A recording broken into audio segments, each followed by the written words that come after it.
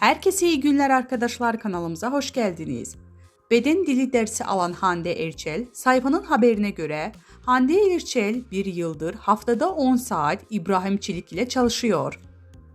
Bazı yabancı oyuncuların online derslerine katılan güzel oyuncu, aynı zamanda şan, diksiyon ve beden dili dersleri aldı.